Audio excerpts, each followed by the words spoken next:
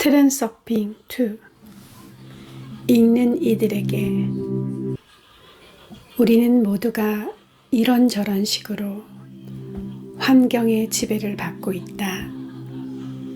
욕망은 충족되지 않고 꿈도 이루어지지 않지만 우리가 가장 두려워하는 불행은 현실로 나타난다.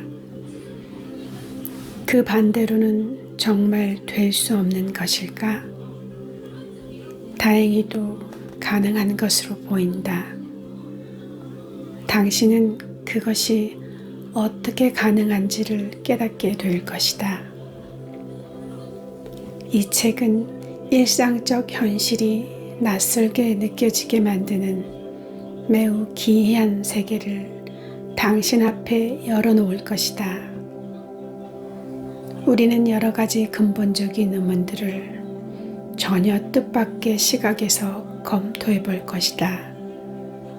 하지만 가장 놀라운 것은 이 새로운 현실의 낯설음보다는 당신이 이 책을 주무를 수 있다는 사실에 있다.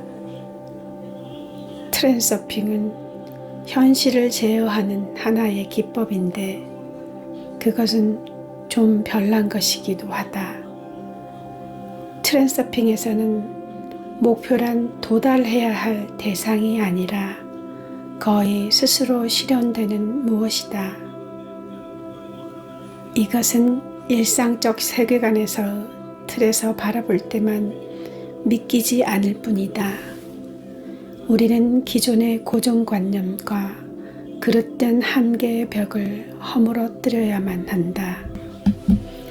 사실 현실을 당신의 의지에 복종시킨다는 것은 좀 어려운 묘기다.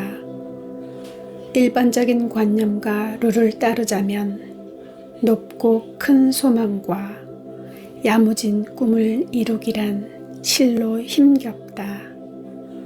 자신이나 주변 세계를 변화시키려는 시도가 얼마나 무모하고 때로는 우스운 짓인지는 누구나 잘 알고 있다. 트랜서핑은 당신이 원하는 것을 얻을 수 있게 하는 근본적으로 다른 사고방식과 행동방식을 제공한다. 그것은 억지로 밀어붙이는 것이 아니라 원하는 것을 실제로 얻게 하는 방법이다. 자신을 변화시키는 것이 아니라 자신으로 돌아가게 하는 방식이다. 트랜서핑의 주요 개념은 일어날 수도 있는 모든 사건의 시나리오가 저장되어 있는 가능태 공간이라는 것이 존재한다는 가정에 근거해 있다.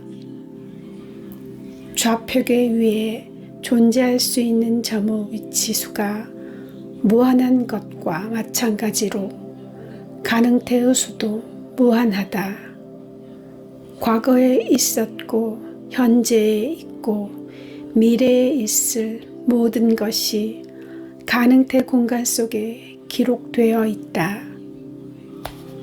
사람의 사념 에너지는 특정 조건에서 가능태 공간 속의 특정 섹터를 물질적으로 현실화시킬 수 있다. 가능태 거울 속의 상처럼 잠재되어 있던 가능성이 물질적 현실로 실현된다. 인간은 누구나 자신의 현실을 만들어낼 수 있다. 하지만 그러려면 일정한 규칙을 따라야만 한다. 인간의 마음은 그 거울 속의 상을 바꿔보려고 헛된 애를 쓰지만 바꿔야 할 것은 실제의 피사체다. 그것은 무엇일까? 그것은 어떻게 바꿀 수 있을까? 이 이상한 거울을 어떻게 다뤄야만 할까? 트랜서핑은 이 모든 의문에 답을 준다. 단 한 가지 의문만이 풀리지 않고 남아있다. 그 거울 뒤에는 무엇이 숨어 있을까? 이 책이 제시하는 개념들은 마치 환상과도 같아서 얼른 다가오지 않지만 그것은 이미 실질성이 확인되었다. 트랜서핑을 실천해 본 사람들은 황홀에 가까운 경험을 체험했다. 트랜서퍼들의 주변 세계는 그들의 눈앞에서 놀랍게 변해가고 있다. 이제 그것은 더 이상 가상세계의 신비주의가 아니라 제어할 수 있는 현실이다. 제1장 의도. 꿈은 어디서 오는 것일까? 그것은 한갓 상상의 산물일 뿐일까? 이집트 피라미드 그리고 다른 유사한 건축물들을 건설했던 고대 마법사들의 비밀을 가리고 있던 장막이 거쳐지고 있다. 꿈속에서 깨어있기.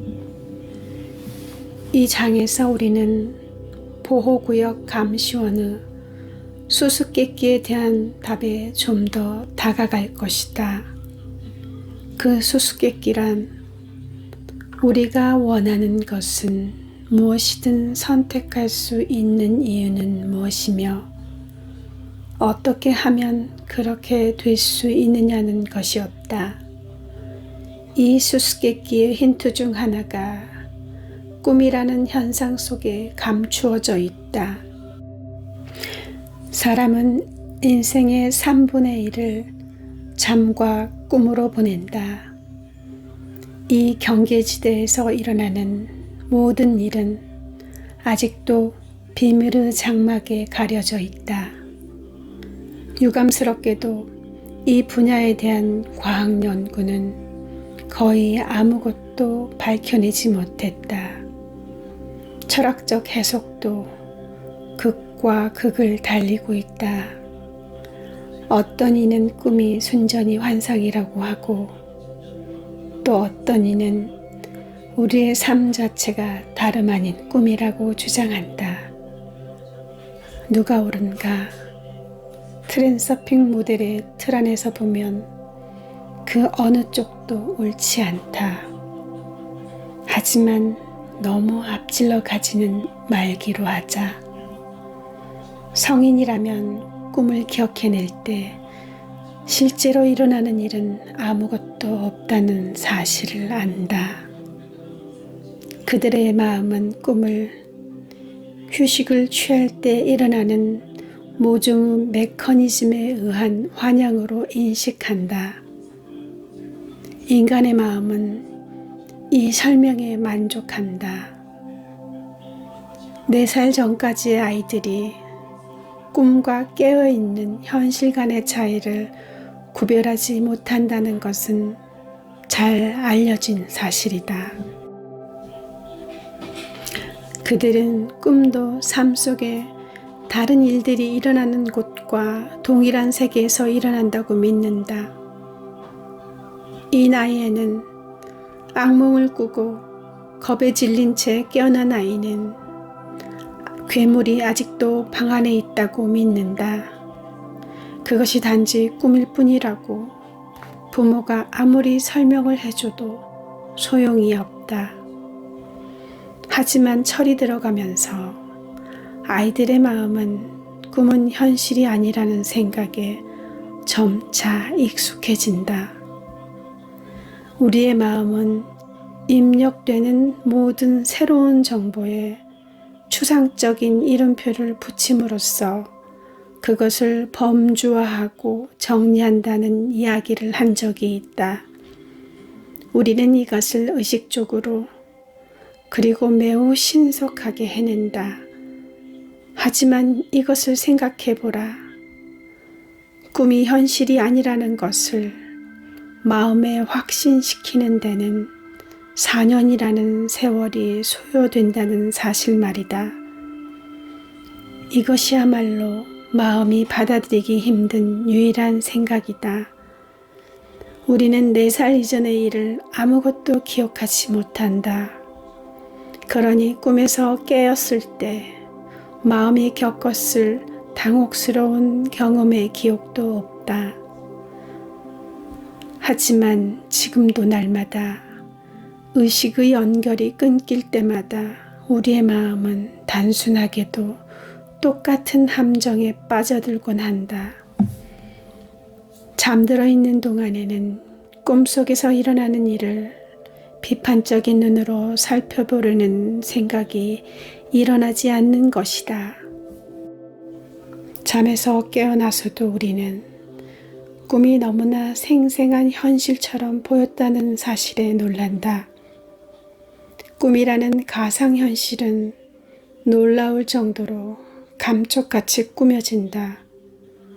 꿈속에서는 별 희한한 일들이 다 일어난다는 사실에도 불구하고 우리는 그것을 그저 예사롭게 받아들인다. 이것은 어떤 일에도 설명을 찾아내는 습관적인 마음의 능력에서 비롯된 것이다.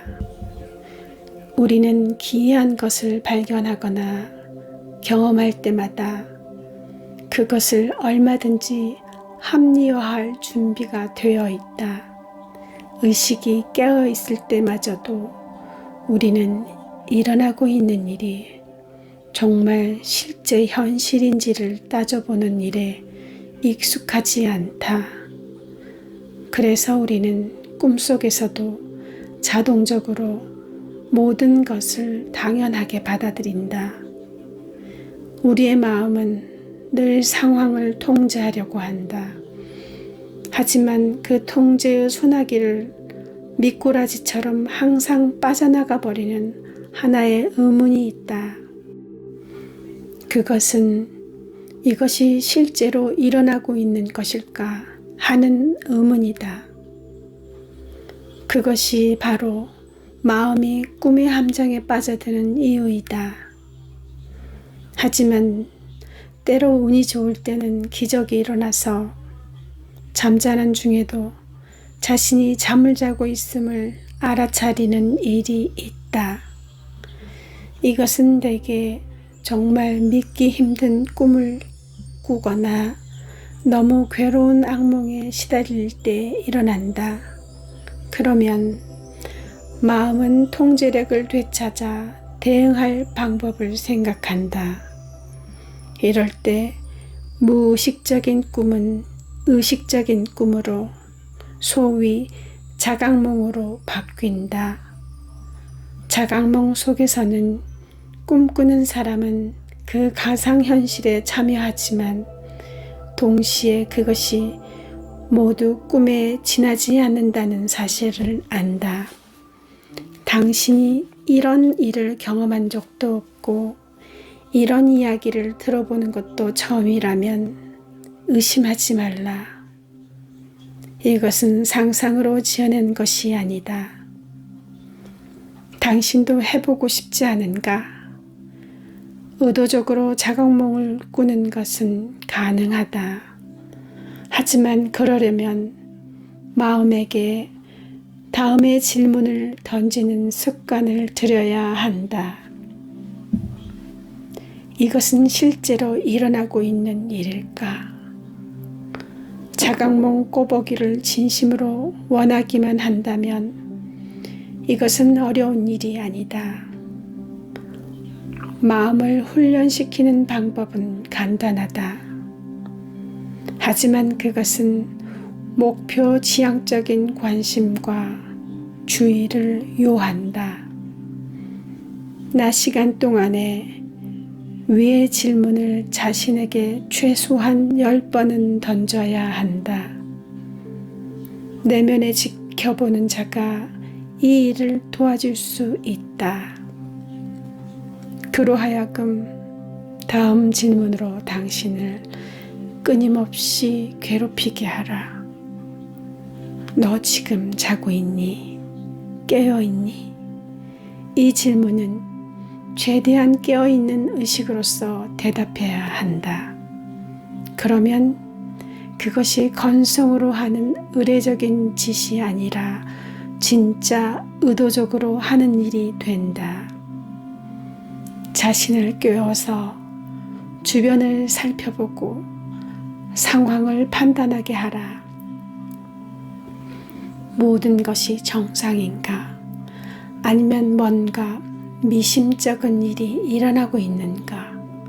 결심만 굳건하다면 당신은 곧 꿈속에서도 깨어있게 될 것이다. 곧 깨닫게 되겠지만 하루에 최소한 10번 이 질문을 자신에게 던진다는 것도 만만한 일은 아니다. 당신은 그냥 까먹고 지나가 버릴 것이다. 의미 있는 결과를 얻으려면 자각몽을 꾸고야 말겠다는 강한 욕구가 있어야만 한다. 의욕이 얼마나 강한가에 따라 자각몽은 며칠 안에 찾아오거나 아니면 몇 달 후에나 찾아올 것이다. 괴종 시계가 있다면 아주 유용하다. 낮 시간 동안 종소리가 울릴 때마다 당신은 지켜보는 자에게 주의를 돌릴 수 있다. 그러면 그는 당신에게 잠자고 있는지 깨어 있는지를 물어본다. 시계 소리를 당신의 의식을 수시로 일깨워주는 경고음으로 바꿔놓는 것이다. 그러다가 꿈을 꾸는 중에 시계 소리가 들리면 당신은 습관적으로 지켜보는 자를 찔러 깨우고 그는 또 당신의 마음을 깨워놓을 것이다. 이것 말고 잠 속에서도 들을 수 있는 다른 경고음을 찾아낼 수도 있다. 잠잘 때 들을 수 없는 신호음에다 질문을 메어 놓지는 말라. 예컨대 질문을 전화벨 소리에 연결시켜 놓는다면 꿈속에서 전화벨이 울리지 않는 한 질문을 떠올릴 수가 없을 것이다. 요는 당신 주변에서 일어나고 있는 일들이 진짜냐 아니냐는 것을 끊임없이 스스로 물어보는 습관을 들이는 것이다. 그 질문에 자동적으로 대답하지 말고 의식적으로 대답하라. 대부분의 경우 꿈속 후 비정상적인 현상이나 모순되고 기이한 일들을 알아차리는 것이 의식을 깨워주는 열쇠가 된다. 꿈꾸는 사람은 이런 것들을 대부분 알아차리지 못하고 지나쳐버리거나 정상적인 것으로 간주한다. 모든 상황을 비판적인 눈으로 살피고 질문에 성실하게 답해야만 하는 것이 바로 이 때문이다. 왜 이런 짓을 해야 한단 말인가? 그것은 무엇보다도 그리고 아주 최소한 꿈이 그저 일어나도록 놔두지 않고 당신이 적극적이고 의식적으로 그 가상현실 속의 한 역할을 맡게 되면 그것은 아주 흥미진진한 게임이 되기 때문이다. 하지만 이것은 한갓 공상 과학 소설에 나오는 가상현실 같은 것이 아니다. 자각몽 속에서 할 수 있는 일은 컴퓨터 게임과는 비교할 수가 없다. 당신은 원하는 것을 무엇이든 할 수 있게 된다. 꿈속에서 원치 않는 상황이 일어나면 당신은 약간의 의지력을 발휘해서 그것을 쉽게 바꿔놓을 수 있다. 예컨대 당신은 악몽을 꾸고 있다. 누군가가 당신을 쫓아오고 있는데 그를 떨쳐버릴 수가 없다. 꿈속에서 일어나고 있는 일이 실제라고 믿는다면 그 스토커를 떼놓는 일은 골칫거리가 될 것이다. 하지만 그것이 단지 꿈일 뿐이라는 것을 안다면 10중 8구 당신은 깨어나려고 할 것이고, 약간 어렵긴 하겠지만 대부분의 경우 성공할 것이다. 그런데 불쾌한 꿈을 상대하는 이보다 훨씬 더 효과적이고 흥미로운 방법이 있다. 즉, 지금 경험하고 있는 것이 꿈일 뿐임을 안다면 그 스토커를 노려보고 꺼져버려 하늘 염을 품는 것만으로도 충분하다는 것이다. 스토커는 그 자리에서 사라져버릴 것이다. 심지어 당신은 그저 생각만으로 그를 공중에 띄워놓고 공중제비를 시킬 수도 있다. 두 가지 조건만 만족시킨다면 우리는 꿈속에서 모든 것을 완전히 통제시킬 수 있다. 첫째, 그것이 꿈일 뿐이라는 사실을 깨달아야 한다. 둘째, 거기서는 원하는 것은 무엇이든 할 수 있다는 것을 알아야 한다. 예컨대 꿈속에서 의식이 깨어서 공중을 날고 싶어졌다고 하자. 이것은 너무나 쉬운 일이다. 날고자 하는 의도만 떠올리면 된다. 여기서 욕망과 의도의 차이가 분명해진다. 몸을 공중에 띄우기를 원하기만 하는 것으로는 아무 일도 일어나게 하지 못한다. 이것은 깨어 있을 때나 꿈에서나 다 마찬가지이다. 팔을 들어 올리려는 욕망을 예로 들어보자.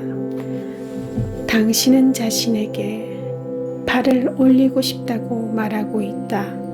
하지만 아직 그것을 하고 있지는 않다.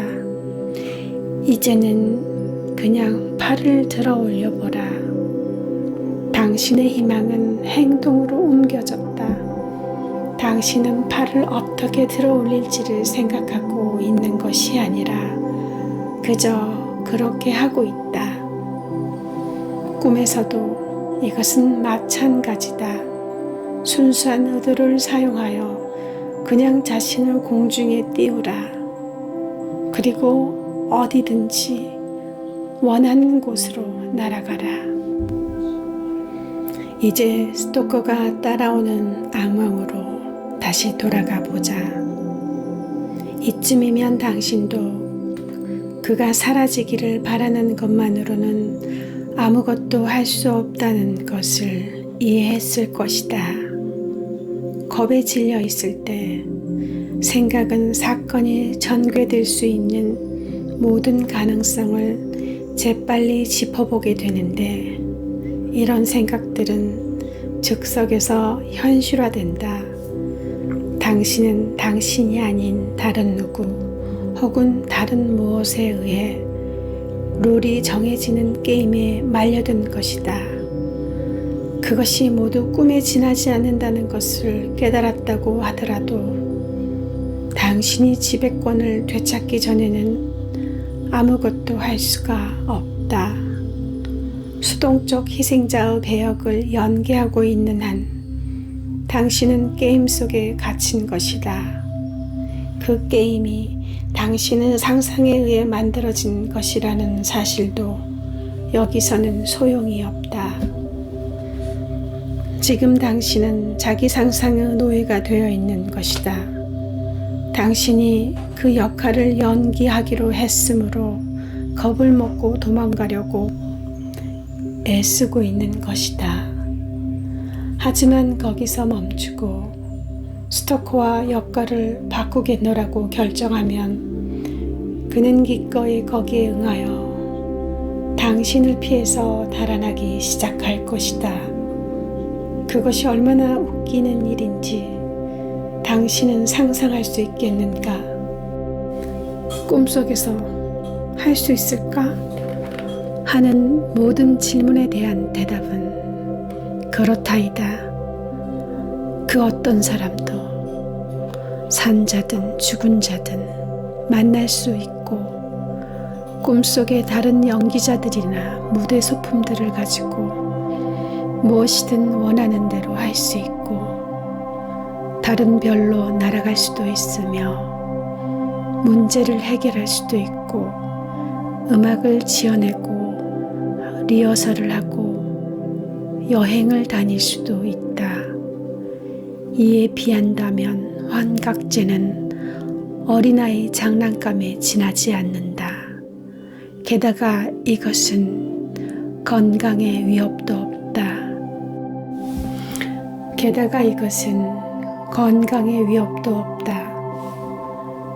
꿈으로부터 어떤 정보도 가져올 수 있다. 하지만 단 한 가지 불가능한 것이 있다. 꿈속의 물체를 현실 속으로 가져오는 건 말이다. 아무튼 나는 그런 현상에 대해서는 개인적으로 아는 바가 없다. 어떤 꿈을 꿨는지를 기억해낼 수가 없다면 잠잘 때 눕는 방향을 바꿔보라. 가장 좋은 것은 머리가 북쪽을 향하게 누워서 자는 것이다. 서쪽을 향하고 자는 것은 건강에 좋지 않다. 그 이유는 설명할 수 없지만 지구 자기장과 어떤 관련이 있는 것 같다. 머리를 북쪽으로 두고 자면 꿈이 더 흥미롭고 다채로워지는 것을 곧 발견하게 될 것이다. 자각몽이 잘 되지 않거나 그런 것에 관심이 없더라도 상관없다. 트랜서핑 훈련에서 자각몽은 특정한 역할을 하지만 그것 없이도 얼마든지 해낼 수 있다. 게다가 자각몽에는 감춰진 위험이 있다. 당신은 이렇게 말하리라. 오, 그래. 사람의 관심을 끌어놓고서 이젠 또 겁을 주겠다는 건가? 하지만 나로서는 어쩔 수가 없다. 자각몽은 미지로 향한 비밀의 문인 것을, 그 문 뒤에 도사리고 있는 위험을 경고하지 않는다면 무책임한 짓이 될 것이다. 이 위험이 실제로 어떤 것인지는 당신도 곧 알게 될 것이다. 보호구역 감시원의 수수께끼를 풀기 위해서는 다음 두 가지 질문에 대한 대답을 해야 한다. 자각몽 속에서는 왜 무엇이든 가능한가? 그리고 꿈은 왜 마치 현실처럼 그토록 생생하게 보이는가? 무의식적인 꿈에서나 자각몽에서나 우리는 모든 광경을 아주 세세한 부분까지 매우 선명하게 볼 수 있다. 때로는 꿈속의 광경이 현실보다도 더 다채롭고 생생한 색깔과 선명도를 지니기도 한다.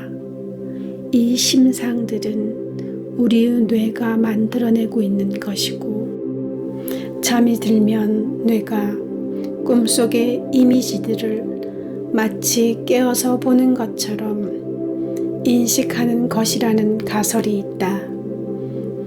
이것이 실제로 일어나는 일인지는 아직까지 아무도 입증하지 못했다.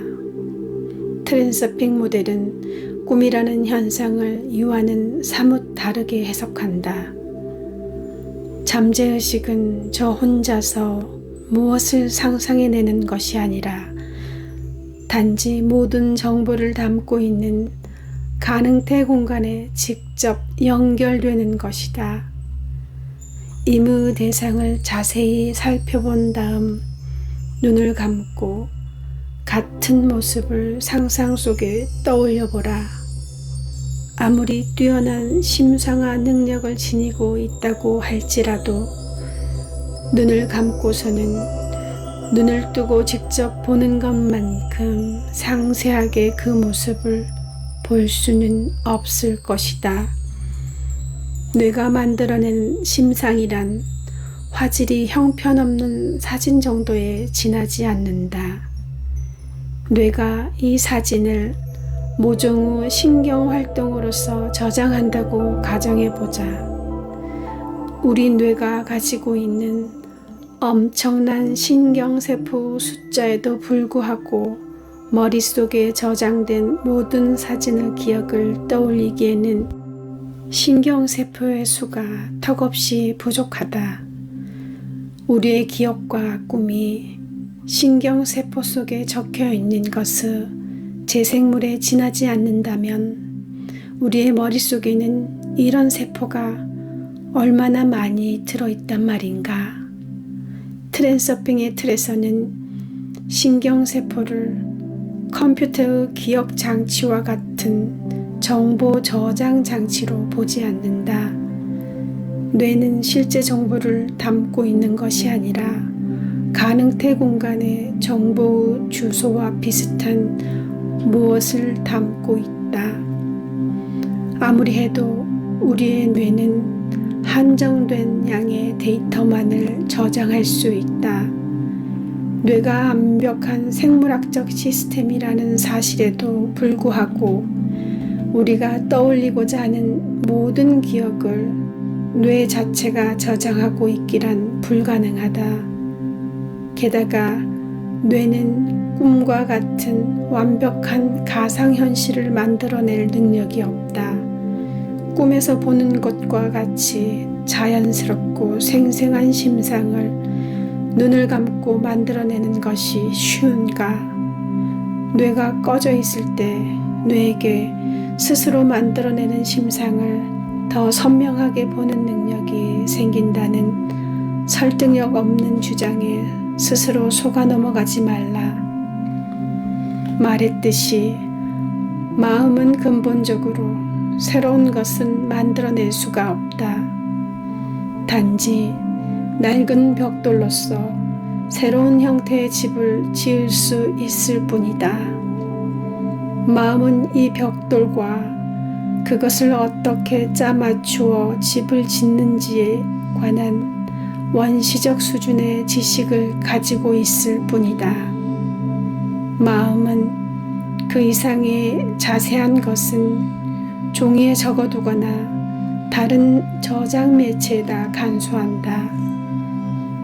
그 밖의 다른 정보는 모두 가능태 공간으로부터 영혼을 통해서 마음으로 전해진다.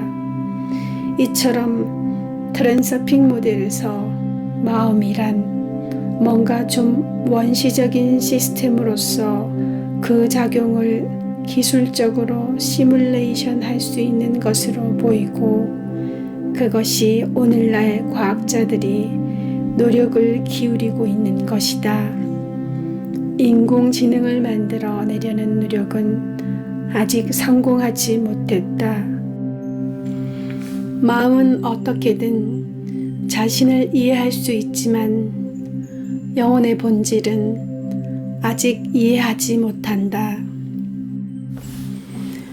생명체의 지능에 감추어진 비밀은 생명체의 마음과 영혼의 일치, 그리고 그 상호작용에 있다. 지금까지 인공두뇌학을 연구하는 과학자들의 노력은 실제 인간의 마음속에서 일어나고 있는 인식작용의 모델을 만들어내는 데에 초점이 맞춰져 왔다. 하지만 언젠가는 누군가가 영혼이 한 것처럼 가능태 공간에 동조하여 거기에 정보를 꺼내어 오는 기계를 만드는 생각을 하게 될지도 모른다. 어떻게 해서인지는 몰라도 마음은 가능태 공간의 원하는 섹터의 주소를 기억해내는 능력이 있다. 어떤 것을 기억해내고자 하면 마음은 영혼을 향하고 영혼은 다시 해당 섹터의 주파수에 동조한다. 그러나 우리의 영혼은 동조에 서툴거나 아니면 마음이 주소를 잘 기억해내지 못하거나 아니면 마음과 영혼이 일에 의기투합하지 못한다. 어느 쪽이든 변하지 않는 것은 우리는 한계를 가지고 있다는 것이다. 우리의 기억은 완벽하지 않다. 아무튼 우리의 영혼은 가능태 공간에 현실화되지 않은 섹터의 무작위로 동조될 수 있고 그것이 우리가 꿈속에서 보는 심상들이다. 그리고 이것이 바로 이 경계 밖의 공간이 마치 현실처럼 그토록 생생한 이유인 것이다. 꿈은 흔히 생각하는 것과 같은 환영이 아니다. 마음은 꿈을 상상해내는 것이 아니라 실제로 그것을 보고 있다. 이 세상의 것이 아닌 것과도 같은 광경을 꿈속에서 볼 수 있다는 것은 알려진 사실이다. 예컨대 어떤 사람이 어떤 건축물의 모습을 구석구석 세밀히 볼 수 있었는데 그가 그런 것을 실제로 본 적은 없다는 사실이 너무나 명백한 경우처럼 말이다. 만일 꿈이 우리의 뇌가 만들어내는 현실의 모조품에 지나지 않는다면 생전 본 적 없는 이런 광경은 대체 어디서 나온단 말인가? 기억하시겠지만 가능태 공간의 섹터들은 저마다 다른 시나리오와 무대 장치를 담고 있다. 무대 장치는 무생물과 생물로 구성되어 있다. 꿈속에서 친척과 친구들을 만난다면 당신은 그들이 실제 삶에서와는 뭔가 다른 모습인 것을 틀림없이 발견할 것이다. 헤어스타일이나 옷차림이 다를 수도 있고 성격까지 다를 수도 있다. 꿈의 공간 속의 가상인물들은 평소보다는 뭔가 기이하고 색다른 행동을 보일 수 있다. 당신은 꿈속에서 친구의 얼굴을 알아보고 그것이 친구임을 알지만 동시에 뭔가 이상한 낌새를 느낀다. 이것이 가능태 공간의 속성인 다양성이 표현되는 방식이다. 섹터마다 무대 장치가 다르다. 우리가 현실에서 보는 사건들은 현실화된 가능태다. 꿈속에서 우리는 아직 현실화되지 않은 섹터들을 더러 보게 된다. 꿈속에서 거울 속에 비친 자신의 모습을 보게 된다면 당신은 아마도 불쾌감에 놀라거나 겁에 질릴 것이다. 거울 속 당신의 모습은 현실의 거울 속 얼굴과 같지 않을 것이기 때문이다. 당신은 그것이 자신이라는 것을 즉시 알아차리지만 얼굴은 변해 있다. 사실은 당신이 가 있는 섹터에 따라 비치는 모습도 바뀐다. 현재의 섹터, 현실화되어서 당신의 현실이 되어 있는 섹터로부터 꿈에 보이는 가상 섹터가 얼마나 멀리 떨어져 있느냐에 따라 얼굴의 모습이 변해 보이는 정도도 달라질 것이다. 가상 섹터와 현실화된 섹터 사이의 거리에 따라 주변 광경도 그만큼 변할 것이다. 당신은 당신이 사는 마을을 보고 있지만 어딘가가 이상하다. 똑같은 거리와 집들이 어딘가 이상해 보인다. 당신은 마치 환상을 보고 있는 듯 고개를 갸우뚱거린다. 당신의 영혼이 꿈속에서 현실의 섹터로부터 너무 먼 곳으로 가게 되면 당신은 자신이 전혀 낯선 환경 속에 있는 것을 깨달을 것이다. 현실의 삶에서는 존재하지 않는 풍경과 사람들이 보인다. 그 섹터에서는 모든 것이 자신만의 가상의 삶을 살고 있다. 그렇다면 거기에 당신의 역할은 무엇이란 말인가? 거기서 일어나는 것은 모두가 비물질적인 것이다.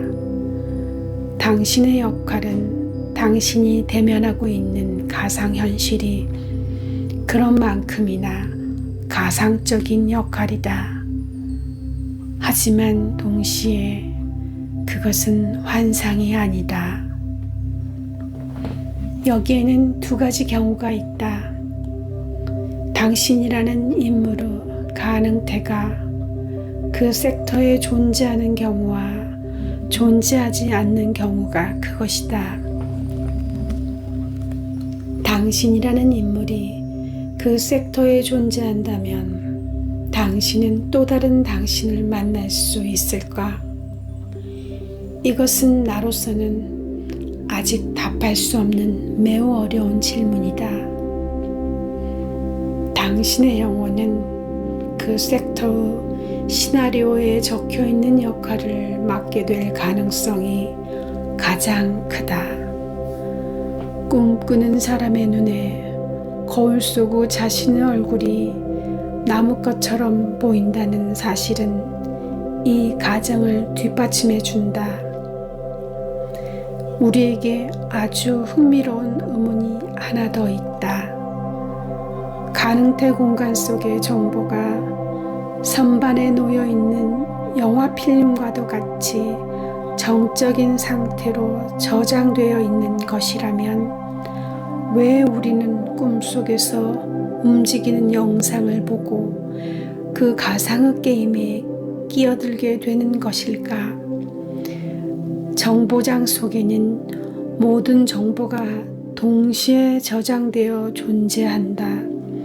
과거에 일어났던 일과 장차 일어날 모든 일이 정보장 속에 이미 존재하고 있다. 그렇다면 가능태 공간을 날아다니는 영혼의 눈에는 왜 정지된 광경이 보이지 않고 움직이는 삶의 광경이 보이는 것일까? 어쩌면 우리의 인식 기능은 영화 필름의 움직이는 장면만을 인식할 수 있도록 되어 있는 것인지도 모른다. 아니면 그것이 가능태 공간의 본성이어서 가능태의 흐름으로서만 우리의 눈에 보이는 것인지도 모른다. 아무튼 영혼은 가능태 공간의 섹터를 따라 날면서 움직이는 광경들을 바라본다. 그렇다면 꿈속에서 영혼은 어디로 가는 것일까? 과거, 현재, 미래 중 어느 시간 속으로 여행하는 것일까? 꿈의 공간에 관련된 모든 것은 대답보다는 의문을 더 많이 품고 있다. 내가 확실히 말할 수 있는 것이 한 가지 있다. 꿈은 환영이 아니라는 것이다. 어쩐지 좀 겁이 나지 않는가? 우리는 모두가 밤마다 가능태 공간 속으로 여행을 한다. 그리고 거기서 가상의 삶을 산다. 이 가상의 삶은 손에 만져지는 그런 물질적 기반을 가지고 있지 않다. 그럼에도 그것은 실제다. 꿈의 해석과 그 의미에 대해서는 뭐라고 말할 수 있을까? 그 대답은 당신에게 좀 놀라울 것이다. 당신은 아마 이 책이 주장하는 바에 비춰본다면 당연히 꿈은 미래의 사건의 전조라고 생각할 것이다. 하지만 정확히 지금까지 말한 바에 비춰보면 트랜서핑에서 꿈의 내용은 일권에서 말한 것과 같은 종류의 신호로 볼 수가 없다. 꿈은 과거나 미래의 가능한 사건을 보여준다. 과거는 우리도 알고 있다. 가능태 공간의 미래는 너무나 다양하므로 꿈이 장차 현실화될 섹터를 보여주는 것이라고 장담할 수는 없는 일이다.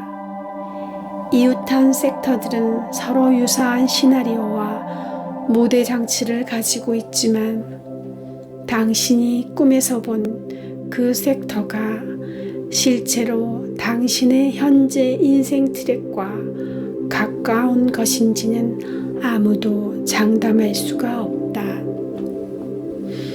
영혼은 다가오는 사건을 감지하는 능력을 실제로 가지고 있다. 가장 신뢰할 수 있는 신호는 영혼이 감정적으로 얼마나 편안한 기분을 느끼는가 하는 것이다. 깨어있을 때 영혼은 현재의 인생 트랙 혹은 다가오고 있는 가능태의 흐름의 물고비와 관련하여 자신이 느끼는 기분 상태를 보여준다. 다른 신호들 역시 현실화된 현재의 섹터와 그 인접 섹터에 관련된 것들이다. 하지만 꿈을 꾸고 있을 때 영혼이 어디를 날아다니고 있는지는 아무도 알 수가 없다. 영혼은 어디에든 있을 수 있으므로 그런 영혼이 가져오는 정보는 신뢰할 수가 없는 것이다. 다음 의문은 이것이다. 꿈이 상상의 산물이 아니라면 꿈의 시나리오는 누가 정하는 것일까? 시나리오는 가능태 공간의 각 섹터 안에 있다. 마음이 잠자고 있을 때 영혼은 가능태 공간을 마음대로 여행할 수가 있다. 때로는 마음이 너무 깊이 잠들어서 꿈을 기억하지 못한다. 마음이 잠자고 있을 때 영혼에게 어떤 일이 일어나는지는 아무도 모른다.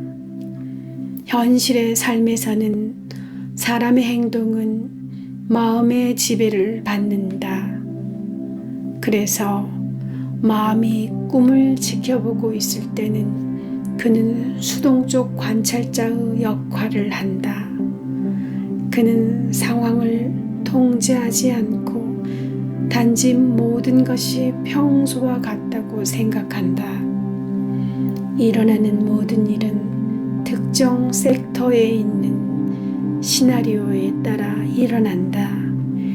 영혼이 그 섹터에 발을 들여놓는 순간 그 섹터 사건들은 당신의 영혼과 마음이 실제 삶에서 쌓아온 기대와 두려움과 생각에 따라 전개되기 시작한다. 기대와 두려움은 즉시 현실화된다. 예를 들어 당신이 말썽을 피울 소지가 있다고 생각하는 사람이 등장하면 말썽에 휘말리는 시나리오가 현실화된다. 뭔가가 당신을 뒤따라오고 있다는 생각이 마음속에 얼핏 스치기만 해도 꿈속에서는 당장 괴물이 당신을 쫓아오기 시작할 것이다. 이것은 가능태가 마음속을 스쳐갈 때마다 영혼이 즉시 그에 동조하기 때문이다. 영혼은 당신의 생각과 기대에 어울리는 가능태 시나리오를 선택한다.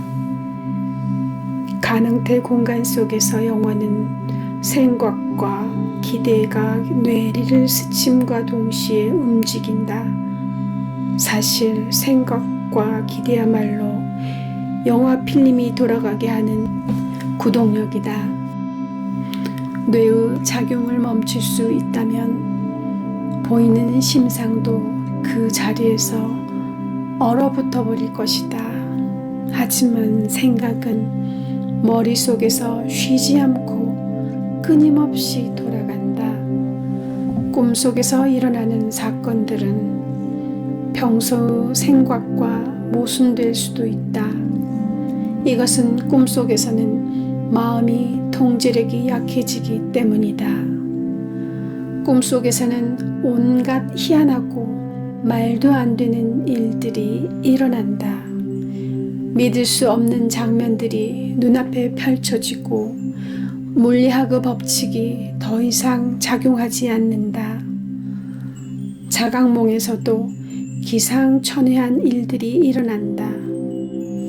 결국 마음은 그것이 단지 판타지일 뿐이어서 터무니없는 일도 일어날 수 있다는 것을 이해하게 된다.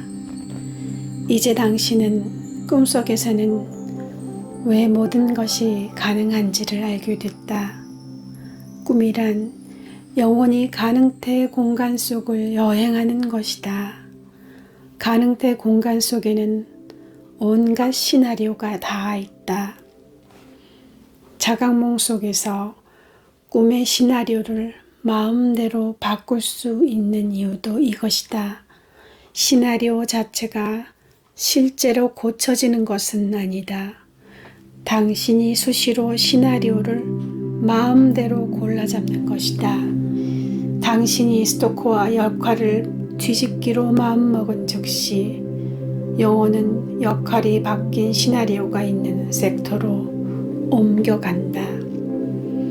일어나는 일을 마음대로 주무를 수가 있다는 사실을 깨달으면 마음은 욕망을 예컨대 날고 싶다는 욕망을 만들어내기 시작할 것이다.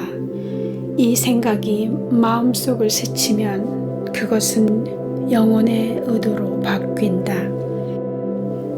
의도는 꿈꾸는 사람으로 하여금 해당 시나리오가 있는 섹터로 옮겨가게 하는 힘이 있다. 영혼이 가능태 공간 속을 여행할 때는 물질의 불활성이 움직임을 방해하지 않는다. 꿈의 유연한 성질은 바로 이 때문이어서 정반대의 시나리오도 즉시 실현된다.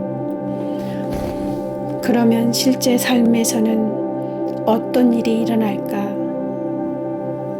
기본적으로는 같다. 유일한 차이는 시나리오가 현실로 나타나는 속도뿐이다. 현실 속의 사건도 꿈속의 사건과 동일한 법칙을 따라 일어난다. 하지만 그것은 번개처럼 빨리 일어나지는 않는다. 왜냐하면 가능태가 물질 차원에 실현되는 데에는 불활성이 작용하기 때문이다. 이 점에서는 인생도 하나의 꿈이라는 주장은 옳지 않다. 하지만 동시에 그 주장은 논리적 타당성을 지니고 있다. 생각이 삶의 사건들을 형성시키는 이치는 이미 설명했다. 지금 마음속에 품고 있는 것은 그것을 당신은 조만간에 얻게 될 것이다. 생각은 어떤 특정한 인생 트랙의 주파수로 방사되고 있는 에너지다. 현실에서는 다양한 물질적 요인들로 인해서 이 인생 트랙으로 옮겨가는 것이 지체된다. 현실화되지 않은 섹터를 물에 비유하자면 현실화된 가능태 공간의 섹터는 타르처럼 끈적끈적하다. 잠재된 가능태가 물질적으로 현실화되는 데는 시간이 걸린다. 그러나 꿈에서는 불활성이라는 장애물이 없으므로 섹터를 옮겨 다니는 것이 즉석에서 실현된다. 이쯤이면 당신도 내가 왜 꿈에 대해 이야기를 꺼냈는지를 알았을 것이다. 자기 운명의 주인이 되려면 생각이 우리를 한 섹터로부터 다른 섹터로 데려놓는다는 이치와 욕망이 반드시 실현되지 않는 이유를 이해하는 것이 필수적이다. 하지만 이 의문을 파헤치기 위해 자각몽을 반드시 공부해야 하는 것은 아니다. 우리의 목표는 깨어있는 상태에서 시나리오를 골라 잡을 수 있는 능력이다. 꿈속에서 깨어있기보다는 현실 속에서 깨어있기를 터득하는 것이 훨씬 더 중요하다. 게다가 말했듯이 자각몽 훈련에는 약간의 위험이 도사리고 있다. 자각몽을 하는 사람들은 거기에 위험이 없다고 말할지도 모른다. 하지만 아마도 그들은 자신이 면도날 위를 걷고 있다는 사실을 모르고 있는 것일 게다. 자각몽으로부터 반드시 돌아올 수 있는지는 아무 장담할 수 없다. 영원히 현실화되지 않는 섹터를 날아다니고 있을 때는 아무런 위험이 없다. 하지만 만일 현실화된 섹터에 우연히 들어서게 된다면 어떤 일이 일어나리라고 생각하는가? 한 가지 가설은 당신이 그 섹터에서 물질화될 수도 있다는 것이다. 우리는 판타지는 사람에게 해를 끼칠 수 없다는 생각에 젖어 있다. 하지만 보시다시피 이 가정에는 함정이 있다. 만약에 판타지도 현실이라면 어쩌겠는가? 아실지 모르지만 꿈의 기술을 완전히 터득한 고대의 마법사들은 의도적으로 다른 세계로 가서는 돌아오지 않았다. 그들의 육신 역시 이 세계로부터 사라져버렸다. 그 고대의 마법사들은 자신이 하는 짓의 의미를 정확히 알고 있었거나 아니면 너무 무모했다. 오늘날에도 해마다 수만 명의 사람들이 흔적도 없이 사라진다. 그들은 그저 없어진다. 외계인이 납치해간다는 주장도 있다. 더 이상은 나도 확실히 설명할 수가 없지만 그들은 꿈에서 돌아오지 않는 것일 가능성이 있다. 사실 영혼은 무의식 상태에서도 현실화된 다른 섹터로 날아갈 수가 있다. 그런 면에서는 자각몽은 더욱 위험하다. 마음의 경계심을 잃고 아무도 모르는 곳으로 날아갈 수 있기 때문이다. 그 영혼이 돌아올 수 있을지는 아무도 장담하지 못한다. 육신을 남겨두고 갈 수도 있다. 그럴 경우 사람들은 당신이 그저 잠자는 중에 죽었다고 할 것이다. 여러분을 겁주려고 이러는 것이 아니다. 다만 꿈은 환영이 아니라는 점만 명심하라. 자각몽을 꿀 때 이리저리 돌아다녀 보고 싶은 마음이 생길 수가 있다. 사실 당신은 다른 사람들에게 피해를 입히지 않으면서도 원하는 것은 뭐든지 할 수 있다. 아니면 그저 다른 세계를 이리저리 날아다니면서 탐사할 수도 있다. 현실화되지 않은 가상의 섹터를 날아다니는 한은 모든 것이 허용된다. 위험한 것은 이것이다. 당신의 영혼이 이미 현실화되어 있는 섹터에 발을 들여놓지 않으리라는 보장은 없다는 것이다. 마음은 가상의 현실이 물질 현실로 바뀌었다는 사실을 금방 알아차리지도 못할 것이다. 우리의 눈에 보이는 이 세계가 우주 속의 유일한 세계라고 생각하는 무지에는 빠지지 말라. 가능태 공간은 무한하고 물론 거기에는 온갖 다양한 생명체가 살고 있는 현실화되어 있는 섹터가 얼마든지 있다. 당신이 가게 된 세계는 우리 세계에 비하면 낙원과 같은 곳일 수도 있지만 또 살아서 가는 지옥과 같은 곳일 수도 있다. 그곳의 위치도 알 수 없다. 그것은 지구에서 수백만 광년 떨어진 곳일지도 모르고 당신이 마시던 커피 속일지도 모른다. 그 세계는 매우 먼 곳일 수도 있고 아주 가깝지만 다른 차원의 곳일 수도 있다. 1권 1장에서 말했듯이 당신의 눈앞에는 무한 공간이 사방으로 끝없이 펼쳐져 있다. 그 병존 우주가 먼 곳에 있든 가까운 곳에 있든 그것은 상관없다. 그 속에서는 길을 잃고 헤매기가 십상이라서 돌아온다는 것은 지극히 어려운 일이기 때문이다. 아스트럴체로 물질계를 여행하는 문제는 여기서 논하지 않을 것이다. 여기에는 다른 메커니즘이 작용하며 트랜서핑과는 전혀 관계가 없다. 게다가 그것은 위험한 일이다. 전반적으로 말해서 꿈은 트랜서핑과 간접적으로만 관계된다. 우리가 할 일은 냉혹한 현실로부터 꿈의 세계로 도망가는 것이 아니라 우리의 실질적 현실을 더 편안하고 즐거운 것으로 만드는 것이다. 꿈을 두려워할 필요는 없다. 하지만 그것을 가볍게 생각해서도 안 된다. 자각몽에 대해 이야기할 때 당신의 영혼이 불편한 기분을 느낀다면 자각몽을 시도해서는 안 된다. 육감은 당신에게 위험을 경고해 준다. 마음보다 영혼이 문제가 다가오는 것을 더 잘 알아차린다. 이 때문에 마음이 끼어들지 않은 상태에서 꾸는 꿈이 훨씬 더 안전하다.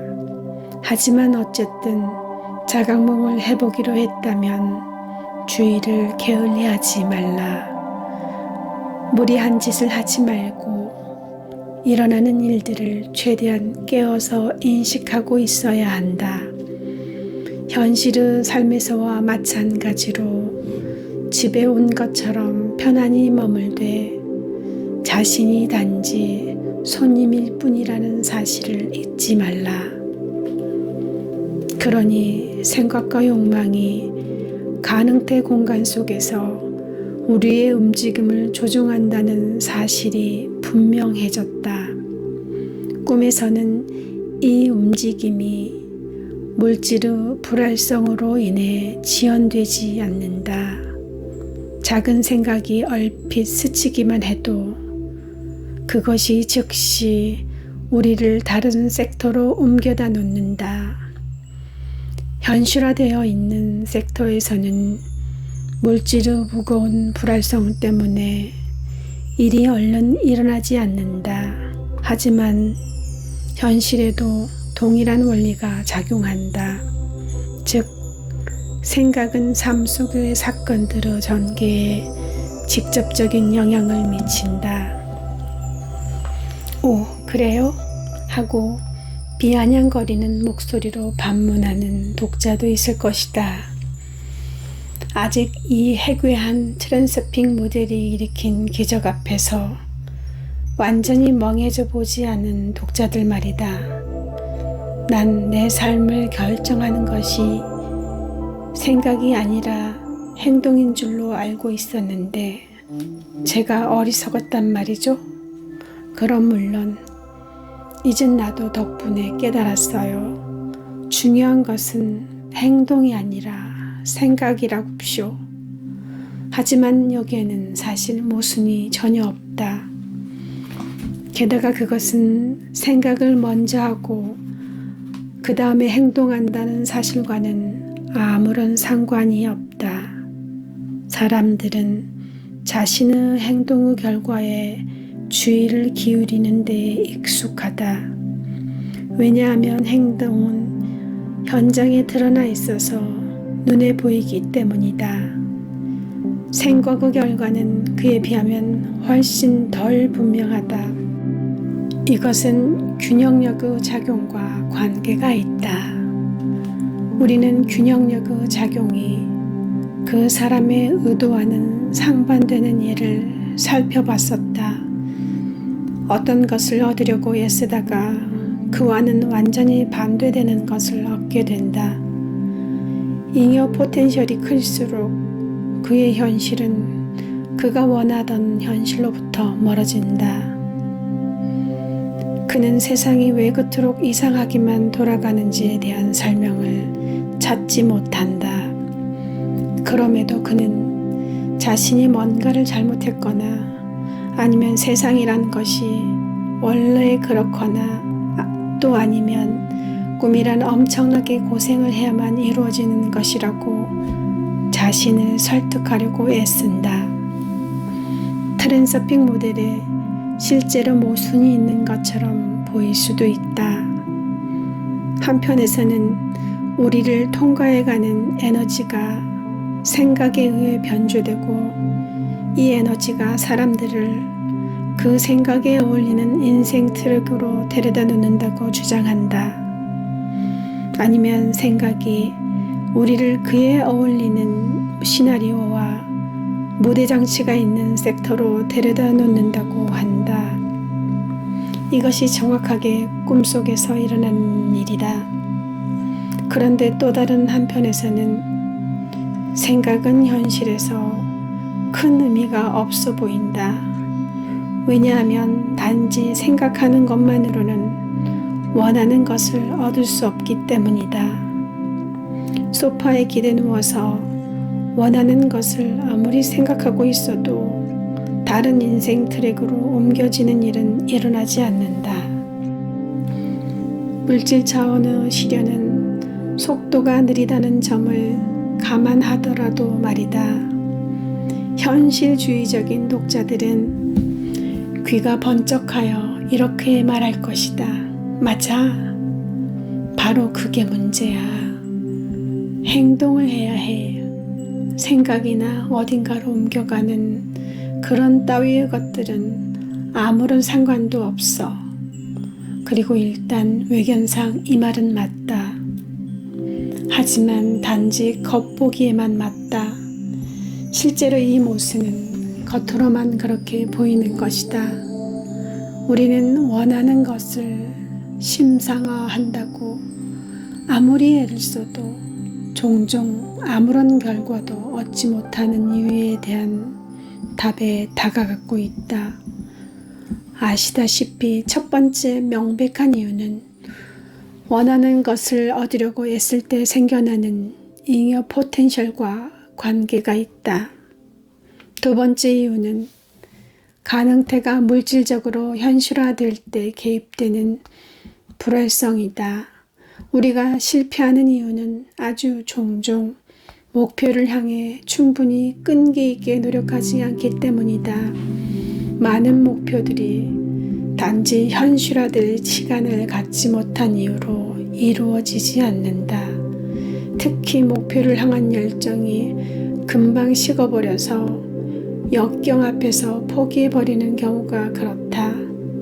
어쩌면 당신의 삶에서도 실제로 자신의 어떤 것을 주문했던 사실조차 까맣게 잊어버리고 모든 희망도 버리고 있을 때 뒤늦게야 원했던 것을 얻게 되었던 기억이 있을지도 모른다.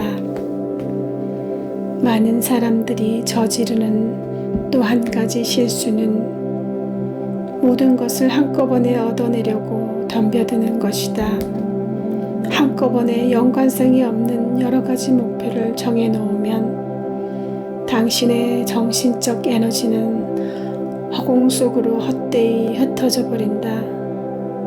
가능태 흐름은 당신이 여러 방향으로 동시에 헤엄쳐 가도록 허락하지 않는다.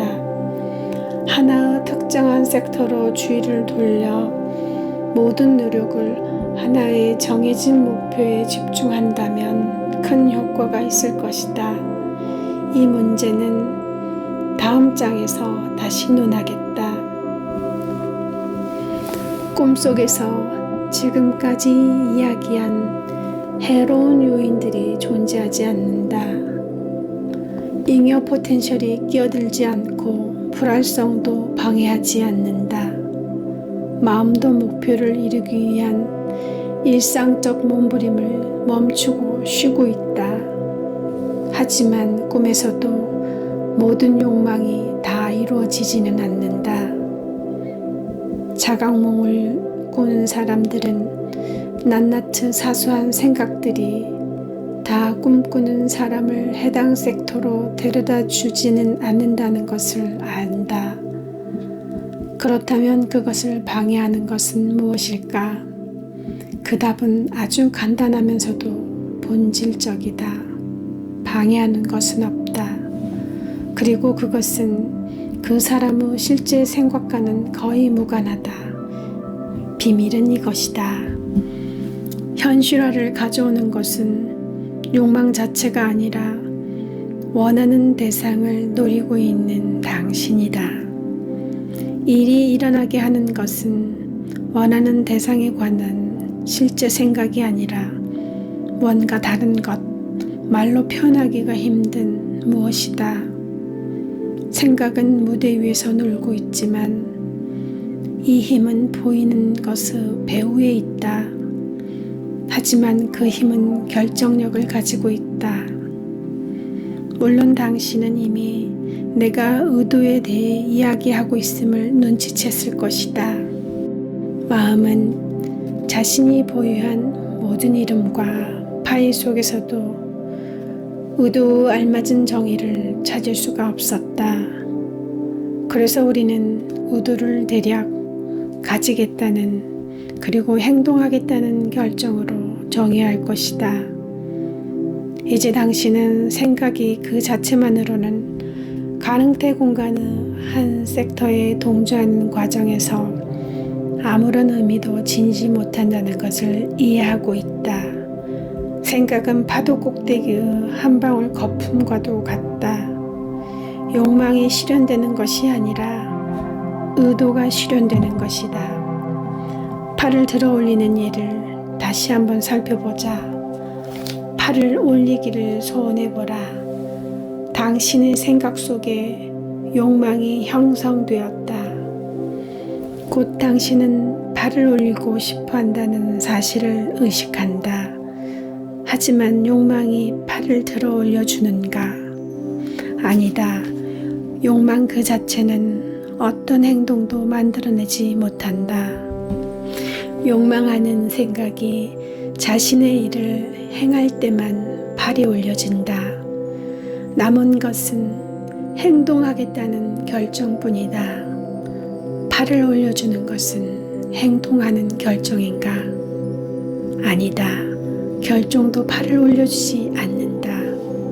당신은 팔을 들어 올리기로 최종 결정을 내렸다. 하지만 팔은 움직이지 않는다. 그러면 무엇이 팔을 들어 올려주는가? 결정 다음에 오는 그것을 어떻게 정의해야 할까?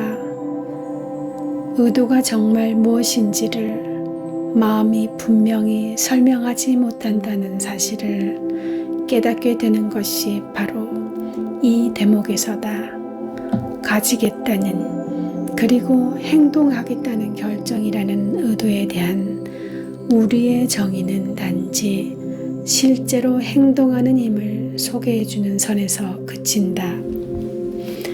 남겨진 유일한 것은 다음 사실을 말하는 것이다.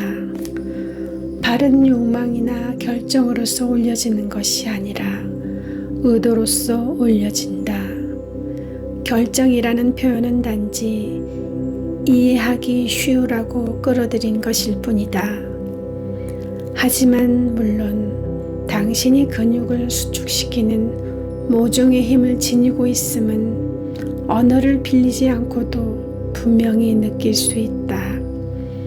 사실 의도가 무엇인지를 설명하는 것은 매우 어렵다. 우리는 팔과 다리를 어떻게 움직이는지를 궁금해하지도 않는다. 그리고 자신이 옛날에는 걷지 못했었다는 사실을 기억하지도 못한다. 마찬가지로 자전거에 처음 올라탈 때 사람은 무엇을 어떻게 해야 할지도 모른다. 하지만 자전거 타는 법을 배우고 나서도 그는 그것을 설명하지 못할 것이다. 의도란 매우 애매모호한 것이다. 그것은 얻기는 힘들지만 쉽게 잃어버릴 수 있다. 예컨대 마비된 사람은 의도의 힘을 하나도 가지고 있지 않다. 다리를 움직이고자 하는 욕망은 있지만 이 욕망을 행동으로 옮길 능력은 없다. 최면 상태에서 혹은 기적적인 회복 후 결과로 마비된 사람이 걸은 사례들이 알려져 있다. 의도가 회복된 것이다. 그러니 욕망 그 자체는 당신을 어디에도 데려다 주지 못한다. 예컨대 욕망이 클수록 균형력의 반작용만 더욱 커진다. 다음 사실을 주목하라. 욕망은 목표 그 자체를 지향하지만 의도는 그 목표에 다다르는 과정을 지향한다. 욕망은 목표에 이루고자 하는 소망의 임의어 포텐셜을 만들어냄으로써 자신을 실현한다. 의도는 행동함으로써 자신을 실현한다. 의도는 목표가 이루어질 수 있는지 없는지를 고민하지 않는다. 결정은 이미 내려졌고 행하는 일만 남아있다. 꿈속에서 날고 싶은데 그것이 가능한지 어떤지를 고민하고 있다면 아무데도 가지 못할 것이다. 날기 위해서는 의도를 사용해서 그저 자신을 공중에다 띄워야 한다. 꿈에서 어떤 시나리오를 선택하는 것은 욕망으로서 하는 것이 아니라 욕망하는 것을 얻고자 하는 확고한 의도로서 하는 것이다. 깊이 생각하는 것도 아니고 욕망하는 것도 아니다. 그저 가지고 행하는 것이다. 욕망의 무용성에 대해서는 이미 이야기를 했다. 뭔가를 간청하는 것은 어떤가? 그에 대해서는 할 말이 없다. 수호천사나 신이나 높은 힘에게 무엇을 간청하는 것은 아무런 의미도 없다. 우주의 법칙은 절대적으로 냉철하다. 당신의 불평과 비탄과 하소연을 필요로 하는 사람은 아무도 없다. 감사는 좋다. 왜냐하면 감사는 본질적으로 조건 없는 사랑과 가깝기 때문이다. 진정한 감사, 그것은 창조적 에너지의 방사광이다. 간청의 잉여 포텐셜은 그 반대다. 그것은 지체다. 그것은 에너지를 한 곳에만 모은다. 불평과 간청과 요구는 사람들로부터 에너지를 수확하기 위해 만들어 놓은 펜듈럼의 작품이다. 무엇을 주세요? 나는 무엇을 원합니다. 하는 등의 생각들은 자동적으로 잉여 포텐셜을 만들어낸다. 당신은 요구하는 그것을 가지고 있지 않은데 생각으로서 그것을 당신에게로 끌어당기려고 애쓰고 있다. 높은 힘에게 무엇을 간청하는 것은 말짱 헛일이다. 그것은 가게의 점원에게 물건을 공짜로 달라고 하는 것과 같다. 차라리 사람들에게 도움을 요청할 수는 있다. 그 밖의 세상 일은 객관적인 법칙에 근거하고 있지 누군가를 도와주고자 하는 애틋한 마음씨에 근거해 있는 것이 아니다. 지구가 태양에게 다른 궤도를 돌도록 해달라고 조른다고 상상해보라. 얼마나 터무니없는 일인가. 사람이 아닌 어떤 존재나 어떤 것에 다가가서 뭔가를 간청한다는 것도 마찬가지로 터무니없는 짓이다. 이해할 수 있는 유일한 짓은 선택하려는 의도를 가지는 것이다. 당신은 실제로 자신의 운명을 선택하고 있다. 당신이 방사하는 에너지의 매개 변수가 당신의 선택과 맞아떨어지고 동시에 어떤 법칙에도 위배되지 않는다면 당신은 원하는 것을 얻을 것이다. 선택은 간청이 아니다. 그것은 가지겠다는 그리고 행하겠다는 당신의 결정이다. 의도는 잉여 포텐셜을 만들어내지 않는다. 욕망에 의해 만들어진 포텐셜 에너지가 행동에 사용되기 때문이다. 욕망과 행동은 의도 속에서 하나가 된다. 행동 속의 의도는 욕망에 의해 만들어진 잉여 포텐셜을 자연스럽게 해소시켜 준다. 이것은 균형력의 개입 없이 일어난다. 문제를 해결하고자 한다면 행동하라. 문제가 어렵다고 고민하고 있다면 당신은 잉여 포텐셜을 만들어내고 있고 동시에 펜듈럼에게 에너지를 뺏기고 있는 것이다. 행동할 때 당신은 의도의 에너지를 실현시키고 있는 것이다. 러시아 속담에 이런 말이 있다. 눈은 겁내고 있지만 손은 일을 하고 있다. 의도를 실천할 때 가능태 흐름에 몸을 맡기라. 그러면 문제는 저절로 해결될 것이다. 기대, 근심, 지나친 고민과 욕망은 당신의 에너지를 빨아먹을 뿐이다. 행동 속의 의도는 포텐셜 에너지를 소비해 줄 뿐만 아니라 기운을 불어넣어 준다. 공부에 의해서 그 증거를 찾아볼 수 있다. 시험 직전에 주입식의 벼락 공부를 하는 것은 노력은 많이 들어도 효과가 없다. 하지만 반대로 적극적인 태도로 공부하면, 다시 말해서 진짜 공부를 하고 문제를 풀면 그것은 기운을 빼앗지 않을 뿐만 아니라 영감과 만족을 가져다 준다. 그러니까 의도는 가능태 공간의 섹터를 현실화시키는 구동력이다. 하지만 의문이 하나 있다. 그렇다면 두려움은 왜 또 현실화되는가? 그것도 우리 의도의 일부로 간주될 수 있는 것인가? 현실의 삶에서도 꿈속과 마찬가지다. 우리의 두려움과 근심과 싫어함과 미움의 시나리오를 갖춘 가능태가 끊임없이 우리의 뒤를 쫓고 있다. 어떤 것을 원하지 않는 이상은 그것을 갖고자 의도하지도 않는다. 그렇지 않은가? 하지만 발버둥치며 원치 않은 것은 여전히 가지게 된다. 욕망의 방향은 실질적으로 상관이 없는 것인가? 이 문제의 열쇠는 더욱 비밀스럽고 강력한 힘 속에 숨겨져 있다. 그것의 이름은 외부 의도다.